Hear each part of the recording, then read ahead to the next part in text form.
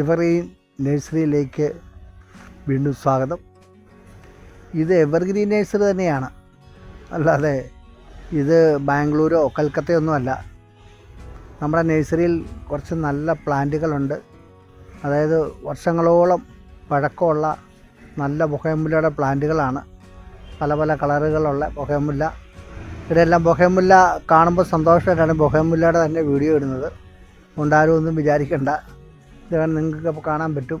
പല കളറിലുള്ള വലിയ വൻ മരങ്ങളാണ് ബൊഗേൻവില്ലയുടെ ഇരിക്കുന്നത്.